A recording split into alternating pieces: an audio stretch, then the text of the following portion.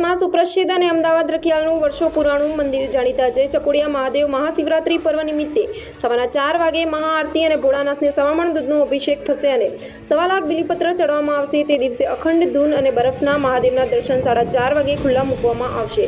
શિવરાત્રિની રાત્રે 12 વાગે મહાપૂજા પ્રારંભ થશે અને સવારે 4 વાગે પૂર્ણ થશે અને બીજા દિવસે ભગવાનને પારણા કરવામાં આવશે। મહાદેવના પટાંગણમાં ભાવિ ભક્તોને દર્શનાર્થે શ્રી મહાકાળી માતા, બળિયાદેવ, સાઈનાથ બાબા, જલધારા, હનુમાન દાદા, પંડેશ્વર દાદાના દર્શન, રાધાકૃષ્ણ ભગવાન રામ દરબાર તેમજ કેવળ પ્રસંગ તથા 12 જ્યોતિર્લિંગ ઋષિકેશ દાદાના દર્શન થશે તેમજ હરિભક્તોને શનિદેવના દર્શન થાય એ હેતુથી આપણા વિસ્તારમાં જય ચકુડિયા મહાદેવના મંદિરમાં શનિદેવ બિરાજમાન કરેલ છે।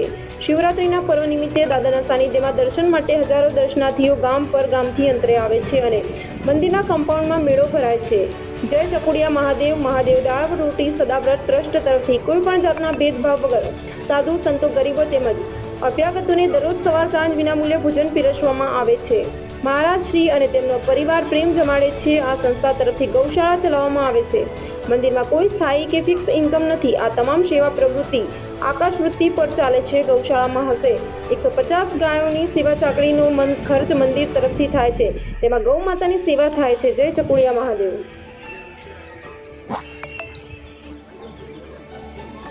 તો આપણા ચકુડિયા મહાદેવ તરફથી જે આપણે બંધ જોઈએ અહીંયા શું કાર્યક્રમ શિવરાત્રી નિમિત્તે કરવામાં આવશે એની થોડીક વાત કરી।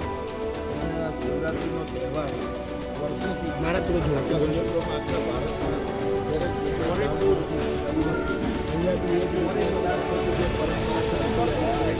સવારમાં મહાઆરતી થશે, સવારે 4 વાગે સવારમાં દૂધનો અભિષેક થશે, અખંડ થશે, સાંજે બરફના મહાદેવના દર્શન થશે, પછી રાત્રે 12 વાગે મહાપૂજા થશે, સવારે પૂરી થશે 4 વાગે મંદિરમાં એન્ટર થતાં મહાકાળીમાં દરિયામાં ભીડ રામનાથા કેવત પ્રસંગ શનિદેવ મહારાજ રાધાકૃષ્ણ ભગવાન 12 જ્યોતિર્લિંગ 21 પૂજ્ય ભગવાનનું શિવલિંગ જે લોકો અમુક જગ્યાએ દૂર નથી જઈ શકતા અહીંયા ભગવાનના દર્શન કરે, ભગવાન એમની મનોકામના પરિપૂર્ણ કરે છે।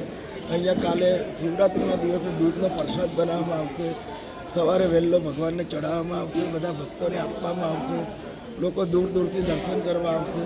કોઈ નકોડો અપવાસ કરશે, કોઈ એક ટાઈમ ઉપવાસ કરશે, કોઈ દાદાને 1 પાનાનું બીલી ચડાવશે, કોઈ 5 પાનાનું ચડાવશે। દરેકની મનોકામના ભગવાન પરિપૂર્ણ કરશે। અહીંયા વ્યવસ્થા જળવાઈ રહે પોલીસ બંદોબસ્ત મૂકવામાં આવે છે। રાતના 12 સાડા 12 સુધી બધા ભક્તો દર્શન કરે છે। અહીંયા સીસી કેમેરા મૂકવામાં આવે છે। વર્ષોથી ડોંગરી બાપાએ ભાગવત કથા કરી સદાવ્રતના લાભાર્થી છે, ત્યારથી દરેક મીડિયાવાળાનો, પત્રકાર ભાઈઓનો દરેકનો સાથ સહકાર દાદા માટે ખૂબ રહ્યો છે અને હજુ બી છે જ દાદા માટે લગાવ અને દાદા દરેક પત્રકાર ભાઈઓની દરેકની મનોકામના પરિપૂર્ણ। બોલો જગા મહારાજ।